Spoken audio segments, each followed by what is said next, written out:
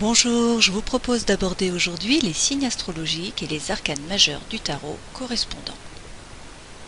Les signes sont répartis selon 4 éléments. Ces éléments sont le feu, la terre, l'air et l'eau. Alors, nous commençons tout d'abord avec le feu et par le bélier. Traditionnellement, le bélier est le premier signe de la roue astrologique, tout simplement parce qu'il apparaît à partir du 20 ou 21 mars jusqu'à mi-avril, et donc il représente le printemps. C'est le moment où la nature va reprendre ses droits et va avoir besoin de beaucoup de feu pour renaître. Nous avons ensuite un signe de terre, le taureau, puis un signe d'air, le gémeaux, puis un signe d'eau, le cancer. Et on recommence. Le deuxième signe d'air va être le lion, le deuxième signe de terre la vierge, le deuxième signe d'air la balance et le deuxième signe d'eau le scorpion. Et puis les 4 derniers qui vont également être donc le sagittaire pour le dernier signe de feu, le capricorne pour le dernier signe de terre, le verseau pour le dernier signe d'air et le poisson pour le dernier signe d'eau. Alors commençons nos explications avec les 3 signes de feu, dont le premier est le bélier. Le bélier correspond à la phrase « je suis ». C'est le premier signe de feu et c'est un signe qui va être cardinal. Cardinal, ça veut dire qu'il y a besoin de beaucoup de force, puisque c'est le moment où la nature va se réveiller et donc elle a besoin de beaucoup de feu pour renaître. La planète maîtresse du bélier est Mars, et donc Mars c'est le principe de la combativité. Donc le bélier fonce, il est impulsif, il est impatient, il est enthousiaste, plein d'énergie, a beaucoup de volonté, et il est donc dans l'action. Il va avoir besoin d'occupation parce que sinon il se lasse vite. Il veut éviter l'ennui. Et donc au tarot, il va être représenté par l'empereur. L'empereur représente la puissance et l'autorité, la stabilité aussi, et une vie ordonnée. Et il est également protecteur pour les autres. Donc sa mission de vie, ça va être de guider et d'aider les autres. Deuxième signe de feu, nous avons le lion. Et le lion, lui, est un signe fixe. Il représente la phrase « je veux ». Sa planète maîtresse est le soleil, bien sûr. Le lion représente donc la chaleur et la lumière. Il aime être au centre de l'intérêt. Et il a beaucoup de qualités parce qu'il aime la justice, le fair-play, la générosité, la noblesse de cœur. Donc il représente à la fois le succès et la puissance. Et donc au tarot, il va être représenté par la force. Donc c'est le pouvoir, c'est l'abondance, c'est la générosité. Et donc sa mission de vie, ça va plutôt être défenseur des valeurs. Le troisième signe de feu est le sagittaire. Comparé aux deux autres, le sagittaire va plutôt être mutable, c'est-à-dire qu'il est changeant. Il va aimer le mouvement, il va aimer le changement. Il a besoin que ça bouge. Il est gouverné, donc il correspond à je vois, et il est gouverné par la planète Jupiter, qui est le principe d'expansion. Donc le Sagittaire va aimer la liberté, la justice, il est très énergique et il est surtout très chanceux parce qu'il croit en ses anges gardiens, il croit en sa chance et du coup il attire les vibrations correspondantes. C'est un signe de feu, donc il est tout de même impulsif, mais il sera beaucoup plus diplomate que le bélier ou le lion. Il est représenté au tarot par la tempérance. Donc c'est à la fois la croissance, c'est à la fois l'envie de grandir et de s'élever. La mission de vie, là, ça va plutôt être de transmettre. Il y a les ailes, la tempérance est représentée avec des ailes, comme vous pouvez voir. Donc en fait, le Sagittaire va croire en sa chance. Il va croire en une protection céleste. Et du coup, il va être optimiste. Il sera aussi donc plus capable de faire preuve de souplesse et de tolérance pour se mettre à la portée des autres. Passons ensuite au signe de terre. Le premier signe de terre est le taureau, c'est un signe fixe. Le taureau correspond à la phrase « j'ai », donc aux possessions, au matériel. Donc le taureau va être déterminé, il va être puissant et il va faire preuve de sens pratique. C'est un personnage qui est pragmatique. Il est gouverné par la planète Vénus. Donc Vénus représente l'amour, représente les plaisirs. Donc pour se sentir bien, le taureau a besoin de stabilité, à la fois dans les besoins matériels, dans l'argent, et il aime la beauté, il aime l'art, il aime ce qui est beau. Il est représenté au tarot par le pape.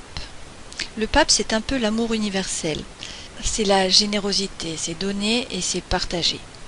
La mission de vie du taureau, ça va plutôt être de trouver la paix et la tranquillité de l'esprit dans lui, mais également autour de lui. Il va pacifier les relations. Le deuxième signe de terre est la Vierge. La Vierge est représentée par la phrase « j'analyse, je trie ». La Vierge est donc organisée. C'est un signe de travail. Elle va apprendre plus à des fins matérielles qu'à des fins intellectuelles. Elle est méticuleuse et elle va donner beaucoup d'importance aux détails. Donc elle a un sens critique. Elle était dans l'astrologie traditionnelle gouvernée par Mercure, qui est le principe de l'intellect, de la communication. Dans une astrologie plus moderne, elle est gouvernée par Chiron. Et Chiron, c'est l'organisation, c'est le tri, c'est l'analyse. Et donc dans le tarot, elle est représentée par l'ermite. Donc l'ermite va avoir tendance à rentrer à l'intérieur de lui-même pour trouver sa propre lumière, pour trouver ses propres solutions. Mais il est là pour aider, pour servir, pour soutenir. Et c'est surtout dans le domaine du travail et de la santé. Sa mission de vie peut donc être de soigner autrui. La mission de vie, ça va également être d'apprendre à récolter ce que l'on sème, mais dans le temps. Le troisième signe de terre est le Capricorne. Le Capricorne correspond à la phrase « j'utilise ». Il est gouverné par Saturne, et Saturne, c'est plutôt un principe de restriction.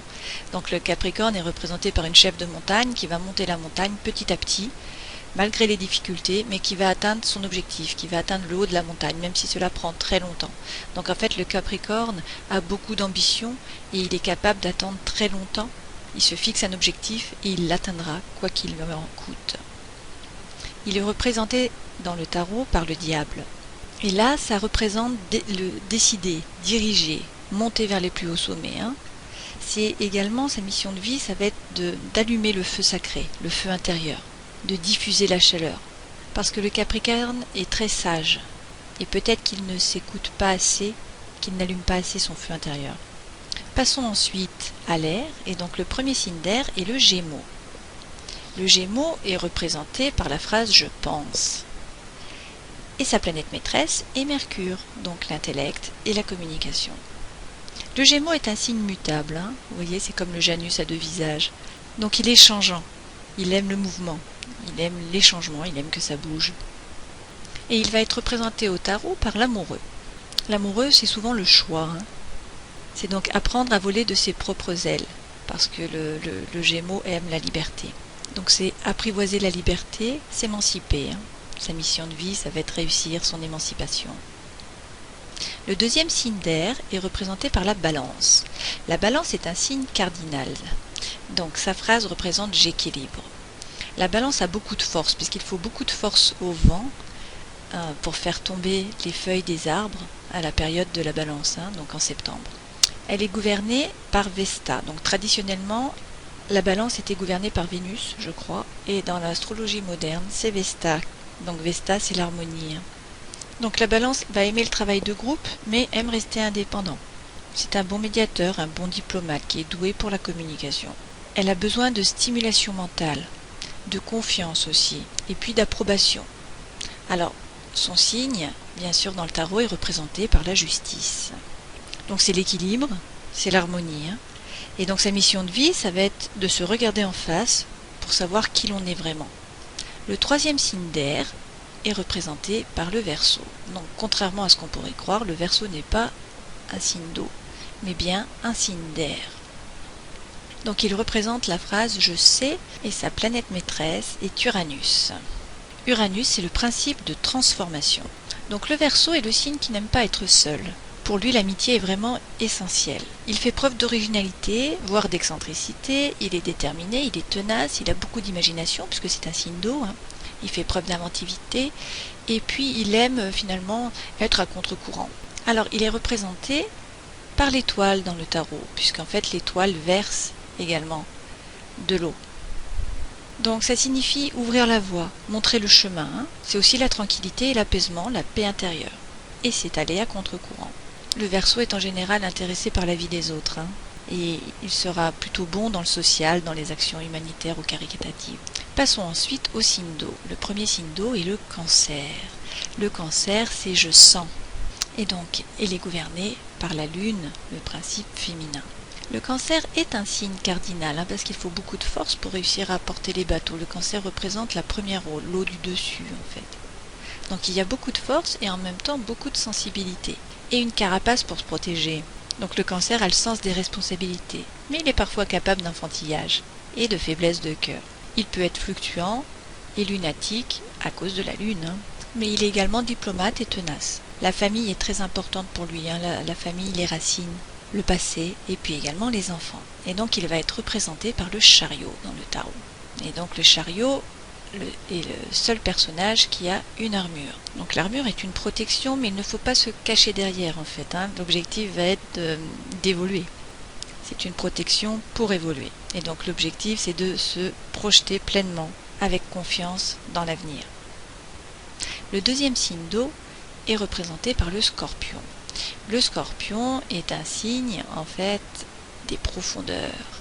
Il représente je désire et sa planète c'est Pluton. Et Pluton c'est le principe de régénération. Alors le scorpion est un signe fixe parce qu'il est au fond de l'eau. C'est le signe le plus fort en fait des signes de l'horoscope, parce qu'il a beaucoup de force et notamment de concentration et puis une volonté à toute épreuve. Et puis il a une grande puissance de régénération. Du courage, du sang-froid, de la détermination, et puis il cherche souvent la vérité, il veut trouver la vérité. Il est représenté dans le tarot par l'arcane sans nom, parce que l'arcane sans nom c'est justement la régénération. Donc c'est la maîtrise des émotions, bien que ce soit un signe d'eau. Ça va être également déterrer les secrets et donc chercher la vérité. C'est la renaissance et ça permet de trouver la lumière. Le scorpion est en quête, il n'a pas peur de la mort et il est attiré par l'occulte, la magie et également la recherche. L'autre pendant du scorpion, le fait d'être au fond de l'eau, dans les eaux troubles et noires, ça va être les secrets et la solitude. Le dernier signe d'eau est représenté par les poissons. Les poissons, eux, nagent entre deux eaux. Ils correspondent à la phrase « je crois » et ils sont donc gouvernés par Neptune. Neptune qui est le rêve et l'imaginaire. Le poisson est hypersensible, il est entre deux eaux, donc il est rêveur, et il est représenté dans le tarot par la lune. C'est le signe qui est le plus capable de compassion. Et sa mission, ça va être d'essayer de réunir ce fameux monde spirituel et le monde matériel, donc être capable de vivre dans l'ici et le maintenant, et de profiter de la vie. Voilà, j'espère que cette petite présentation des signes selon les éléments et les arcanes majeurs vous aura plu. Et puis je vous dis à une prochaine fois. Ciao!